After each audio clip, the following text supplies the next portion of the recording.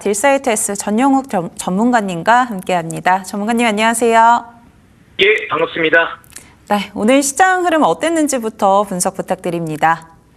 예, 오늘 시장은 양시장 모두 보면은 코스피 같은 경우에서는 파란불이었지만 그래도 코스닥은 어느 정도는 빨간불로 좀 마무리해서 좀 다행인 측면도 있었습니다.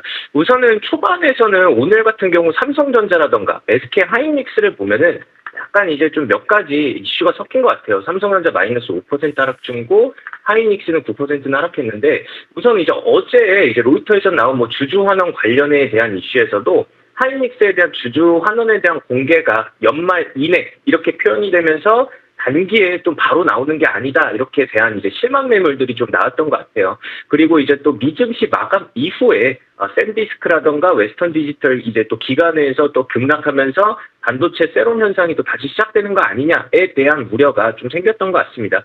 샌디스크 같은 경우에는 가이던스가 기대보다 약하다 보니까 또 업황에 대한 불안감이 좀 자극된 측면도 있죠. 그래서 무엇보다 오늘 또 목요일이다 보니까 위클리 만기 그리고 매주 월요일 목요일은 또 미니 옵션 만기일인데 이런 이제 일정에 대한 변동성을 키우는 시도로 좀 추가적으로 좀 영향을 줬던 것 같아요. 근데 다행스럽게도 지수 하락했어도 사실 오늘 보면은 코스피 같은 경우에서는 상승 종목이 좀 더 많았죠.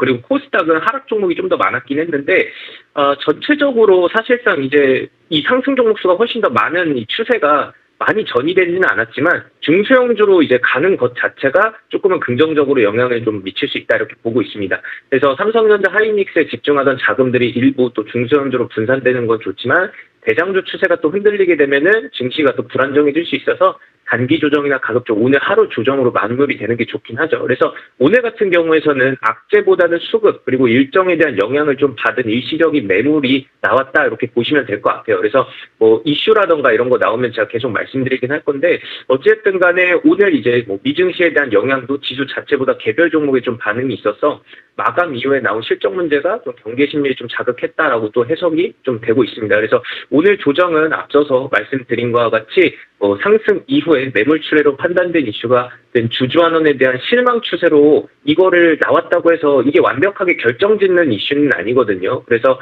삼성전자와 하이닉스는 이게 주주환원에 대해서 이야기가 좀 늦어질 것 같다라고 하는 것 자체가 확정짓는 건 아니지만 앞으로 추후에도 주주환원은 삼성전자와 SK 하이닉스한테는 긍정적인 재료로 플러스가 되는 거지 이거를 주가를 결정하는 방향이 아니라는 거 여러분들도 알고 가셨으면 좋겠습니다. 그래서 향후에서는 어쨌든 나올 전망이고 어느 정도는 이제 우리가 예상했던 것보다 더 좋게 잘 나올 거라고 보고 있어요. 그래서 오늘에 대한 이제 코스피 하락은 지난주에 쌓인 매물을 소화하는 과정으로 좀 판단을 했으면 좋겠고요. 근데 이제 또 추가로 올릴 만한 오늘 같은 경우에서는 추가로 올릴 만한 호재도 일단은 없었기 때문에 하락 이후에 매물수가 반복되면서 좀 주도적 흐름 기다리는 구간 이렇게 보시면 될 것 같습니다. 그래서 우리가 지금 시점에서는 또 이전과는 좀 다르게 계속 우상향만 가는 시장이 아니라 이미 서킷 브레이커가 많이 나왔기 때문에 변동성이 있는 시장으로 갈 가능성이 높죠. 그래서 지금은 우리가 횡보하는 장이 될 수도 있고 위아래로 변동성이 계속 나올 수 있는 시장이기 때문에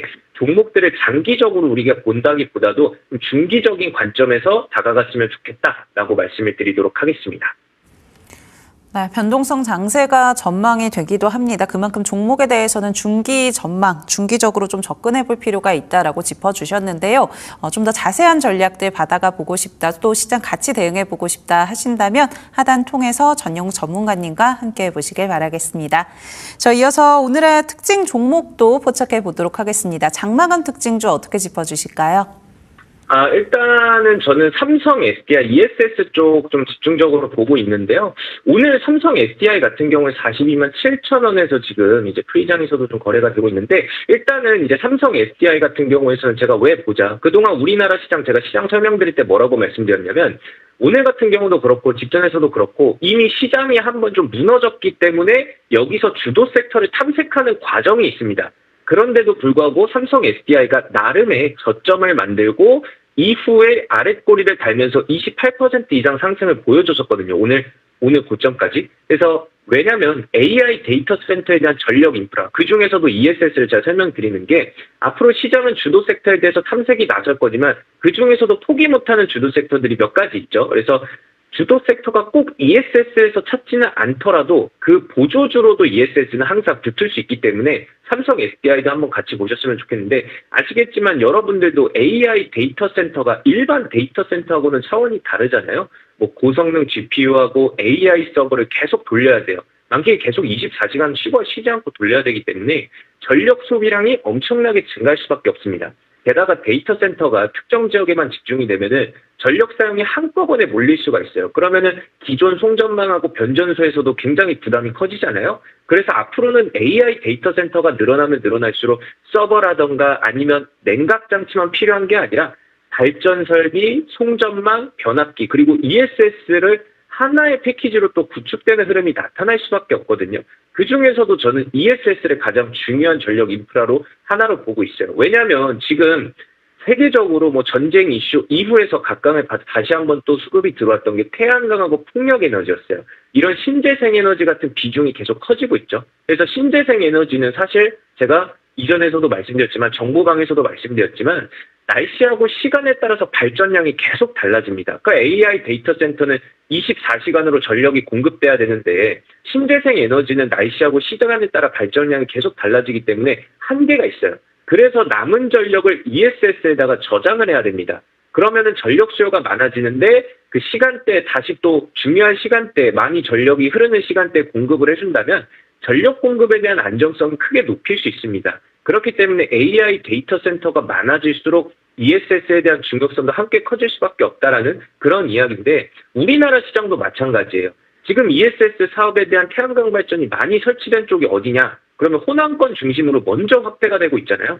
그러니까 전남 쪽에서도 전국 태양광 발전 설비에 대한 부분을 상당 부분 차지하고 있긴 한데, 최근에 ESS 중앙계약 시장에 대한 물량을 호남권 중심으로 배정이 됐잖아요. 그래서 그쪽 시장이 먼저 열리고 있죠. 그러니까 여기서 끝이 아니라 앞으로 뭐 충청권이라던가 영남권 쪽에 대한 ESS 투자 확대가 된다면 전국 데이터 센터 거점마다 ESS 구축이 함께 진행될 가능성이 높다는 거예요.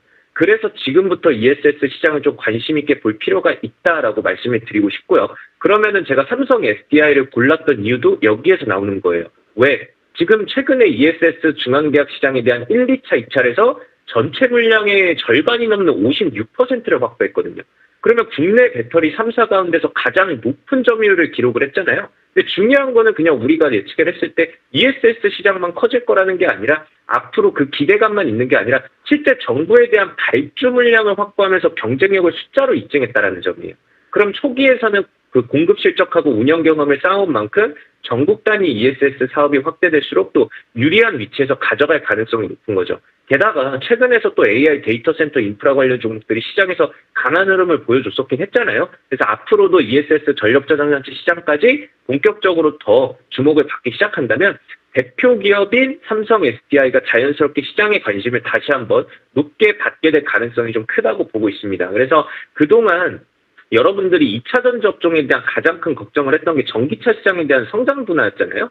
근데 이제는 이제 삼성 SDI를 비롯한 배터리 기업들이 전기차에만 의존하는 것이 아니라 ESS까지 비중을 빠르게 확대했었고, 기존에서도 그 성장축으로 삼성 SDI가 많이 올라왔었죠. 70만 원까지 올라왔었지만 시장 밀리면서 같이 밀렸었죠. 그러다 보니까 이 밀렸을 때도 사업 구조 자체가 다변화가 됐습니다. 이 말은 뭐냐? 결국에서는 시장에 밀렸어도 성장 스토리는 꾸준히 더 좋아지고 있었다라는 거거든요. 그래서 전기차 시장이 둔화하더라도 우리가 전기차 시장에만 포커스를 맞출 게 아니라 ESS가 새로운 실적에 대한 성장 동력이 될 수 있다는 기대감이 생기고 있다는 거예요.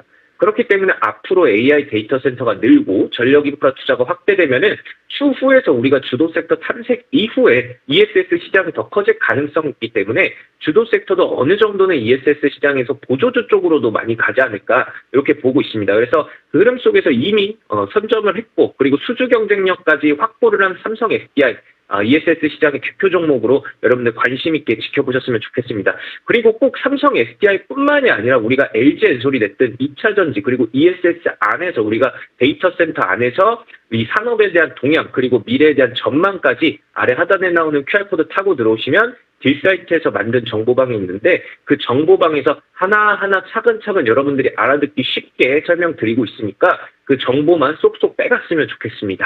예. 네, 오늘 장마감 특징주는 삼성 SDI로 짚어주셨습니다. 삼성 SDI뿐만이 아니라 2차 전지 전반에 대해서 투자 포인트라던가 전망들 공부해보고 싶다, 또 알아가고 싶다 하신다면 하단의 QR코드 통해서 정보방 입장하시면 도움 주신다고 하니까요. 함께 보시길 바라겠습니다.